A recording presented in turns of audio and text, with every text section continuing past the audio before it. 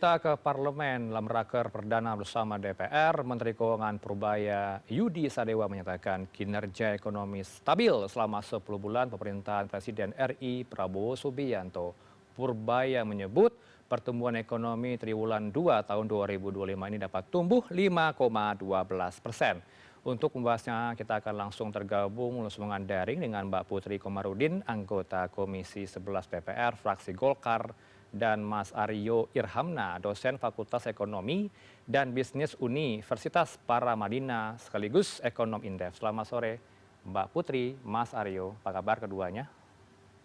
Selamat sore Bapak-Bapak, Assalamualaikum warahmatullahi wabarakatuh. Waalaikumsalam. Selamat sore. Terima kasih sudah meluangkan waktu Mbak Putri, Mas Aryo. Sedianya kami juga mengundang dari pemerintah, dari Kementerian Keuangan, Pak Jubir tidak berkenan, masih harus fokus untuk agenda rapat berikutnya. Saya ke Mbak Putri, postur RAPBN 2026 kembali dibahas ya, disusun kembali bersama Pak Menteri baru begitu ya, Pak Menkyu.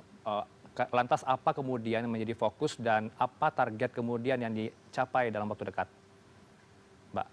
Ya, sebenarnya sekarang juga di DPR kita sedang menyelenggarakan rapat untuk membahas anggaran dari masing-masing eselon 1 Kementerian Keuangan karena memang tadi rapat pembukaan yang telah dilaksanakan bersama Menteri Keuangan baru Pak Purbaya seperti yang tadi sudah disampaikan sudah menggambarkan kondisi makro dan juga beberapa hal yang perlu menjadi fokus dari Kementerian Keuangan.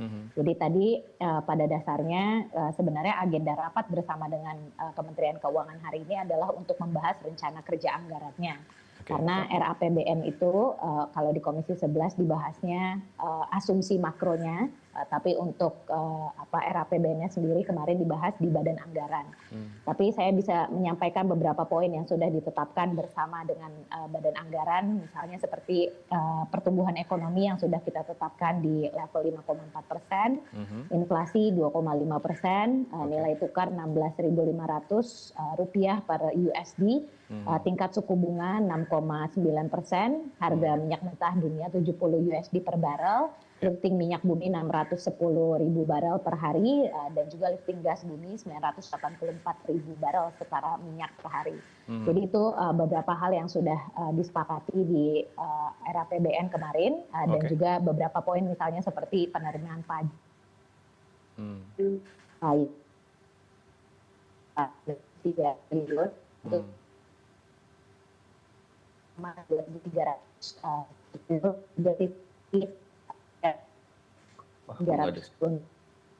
triliun. Dan juga PNBP ditargetkan 459 triliun.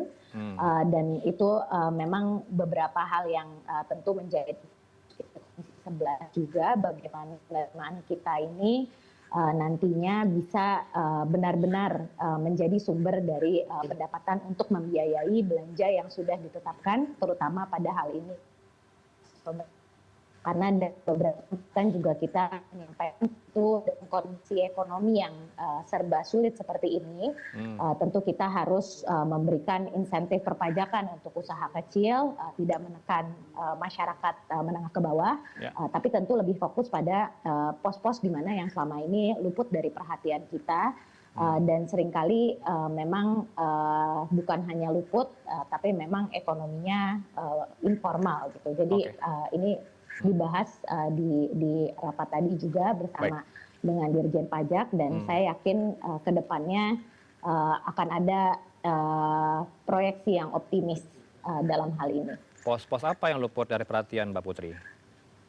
Ya, jadi sempat dibahas juga sebenarnya bersama Dirjen Pajak pada saat rapat. Kita memang mempunyai beberapa potensi kehilangan pajak. Di sini kita ada datanya 944 triliun, ini setara 6,4% dari produk domestik bruto kita, di mana beberapa pos-pos ini memang dikarenakan registrasi pajak kita yang memang masih sangat lemah. Jadi ini yang ingin kita selalu tekankan kepada Dirjen Pajak, jangan menekan pengusaha yang sudah terlalu banyak pungutannya, dan tentu masyarakat menengah ke bawah yang sudah terlalu banyak menerima beban juga, tapi tentu dari sektor-sektor informal, apalagi sektor digital sekarang yang sangat berkembang, yang secara perpajakan juga masih sangat lemah, itu juga perlu kita kejar di situ. Baik. Belum lagi ada potensi penerimaan dari minuman berpemanis dalam kemasan yang sebenarnya sudah bahas juga lama di Komisi 11, potensi penerimaan di sini 4 triliun rupiah. Dengan industri, dan saya yakin teman-teman juga tahu dampak kesehatan dari minuman berpemanis dalam kemasan ini terhadap potensi diabetes kita yang semakin lama semakin meningkat. Jadi ini juga tengah dibahas oleh Kementerian Keuangan bersama Kementerian Kesehatan dan tentu perindustrian. Jadi potensi-potensi ini tentu yang akan digali oleh Kementerian Keuangan ke depan. Baik, langsung dijawab Mas Aryo, tadi ada 2 perhatian dari Dirjen Pajak gitu ya, perpajakan dan juga tadi soal minuman manis berkemasan di perindustrian. Catatan Anda bagaimana kemudian membereskan hal ini? Luput perhatiannya. Iya, iya, terima kasih. Jadi terkait apa namanya perpajakan ya, memang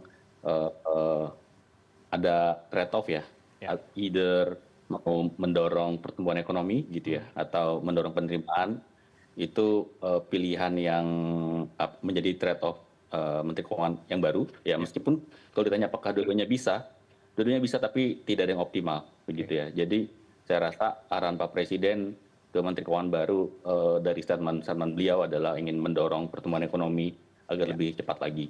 Namun di satu sisi perlu Menteri Keuangan yang baru juga perlu hati-hati nih terhadap defisit APBN yang harus dijaga gitu ya, karena market ini sangat sensitif dengan defisit APBN yang sekarang sudah membengkak 2,78% ya. Ya.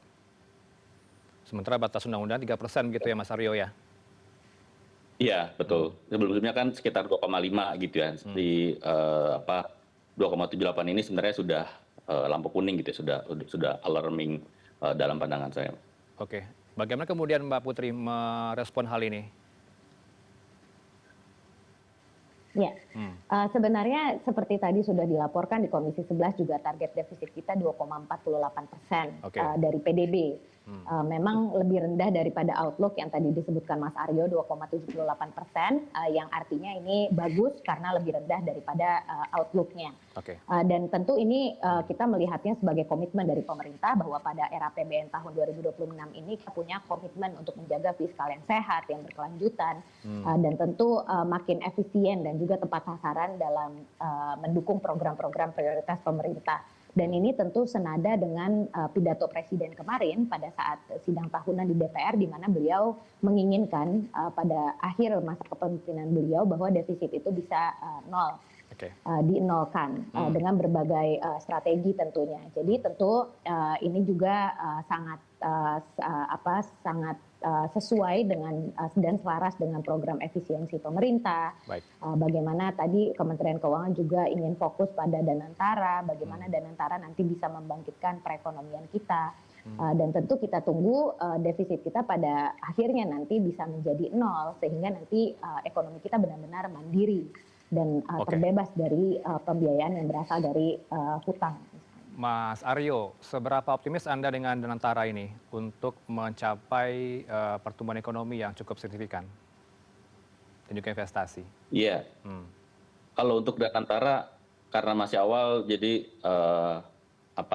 terlalu dini gitu ya kita menilai ekspektasi ya. Cuman sebetulnya ya ekspektasi lebih besar itu dari publik sebenarnya dari sisi fiskal kita yang selama ini lebih berperan sebagai stability, belum berperan optimal sebagai driver of growth ya, sebagai sumber pertumbuhan, dan ini ya tentunya nanti oleh publik dan pasar ya. Dan tentu sebagai driver of growth ini memperhatikan tadi ya defisit APBN tadi yang harus dijaga. Jadi kalau memang dari Kemenq melihat potensial penerimaan perpajakannya akan ada tantangan gitu ya, tentu strateginya adalah belanjanya yang harus lebih bijak kira-kira gitu. Dan kami melihat pelonjakan belanja lain-lainnya nih Mbak Putri nanti mungkin bisa bantu ditanyakan ke Kementerian Keuangan yang seharusnya belanja lain-lainnya itu dia porsinya sangat kecil dibandingkan belanja jenis lain ya. Ini bahkan di atas 20% ya. Dan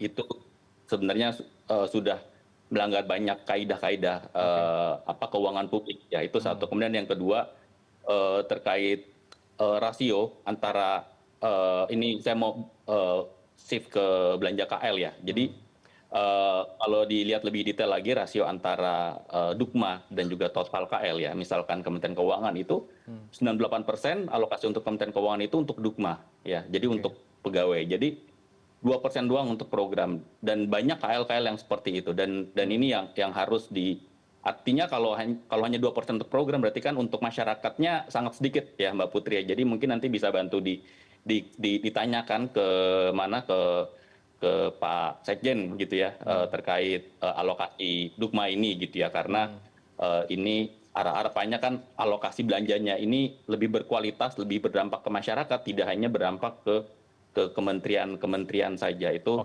satu hal. Kemudian yang di sisi lain tentu transfer ke daerah yang menurun cukup drastis nih Mbak Putri ya.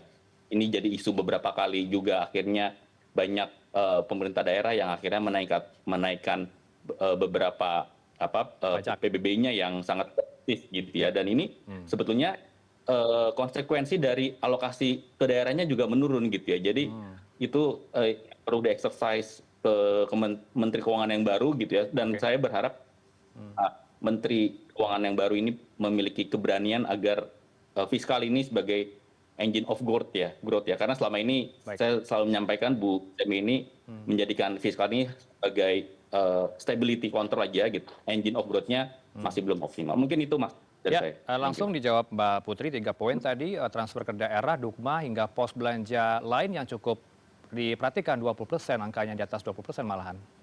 Ini sudah ditanyakan langsung ke Menko?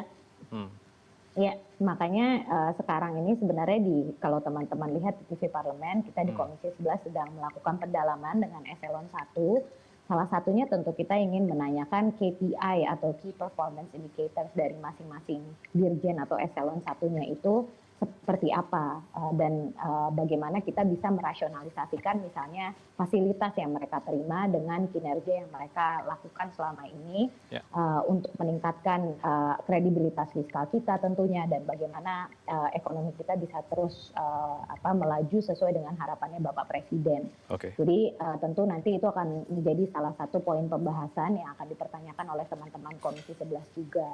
Dan kalau soal transfer ke daerah tadi juga kami sudah mempertanyakan terkait dengan hal ini, karena tentu teman-teman kita di daerah juga merasakan bagaimana mereka sangat berharap bahwa program pembangunan di daerah bisa berjalan seiring dengan program prioritas pemerintah pusat yang sedang berjalan, misalnya seperti MBG dan juga sekolah rakyat yang sekarang sedang masif dibangun, dan juga koperasi Desa Merah Putih. Dan tadi juga sudah kita ingatkan juga sebenarnya soal dana bagi hasil yang mungkin menjadi concern teman-teman di daerah, di mana sekarang porsinya menurun menjadi 50% dari yang sudah ditetapkan pada tahun ini 2025, dan sesuai dengan Undang-Undang HKPD sementara ini kan kita bisa lihat bahwa dana bagi hasil ini harusnya ditransfer 100%. Sehingga ini juga akan menjadi salah satu topik dalam pengawasan kami di Komisi 11 untuk Kementerian Keuangan sendiri. Bisa diterima ya Mas Aryo, atau ada tambahan lain? Ya, saya ingin membantu menambah amunisi Mbak Putri nih. Silakan. Jadi kalau tadi saya bilang kan di Kemenq Dukmanya itu 2%. Kalau di DPR itu justru lebih bagus menurut saya, dia Dukmanya 29%. Jadi programnya itu alokasi ke DPR lebih banyak program daripada dukungan manajemen. Jadi mungkin nanti bisa disinggung gitu. Jadi banyak KL-KL yang alokasi ke KL-nya itu mayoritas Dukma di atas 90% gitu ya. Tapi yang lebih banyak program itu kan bagus, harusnya seperti itu. Itu mungkin itu aja Mbak Putri ya. Baik. Ke hal berikutnya yang juga menjadi sorotan Pak Menkyu hari ini adalah Mas Mbak semuanya, perlombaan senjata nuklir ya, hingga serangan siber menjadi salah satu faktor resiko yang bisa mempengaruhi ketidakpastian ekonomi global ya, selain perang tarif dagang yang terus terjadi selama ini. Bagaimana kemudian concern Anda di Komisi 11, Mbak Putri? Ya, sebenarnya kalau untuk kondisi ekonomi global ya, kita kan selalu mengantisipasi dengan memberikan bantalan-bantalan di mana pemerintah nantinya bisa melakukan adjustment sesuai dengan perkembangan makroekonomi, baik itu domestik ataupun global.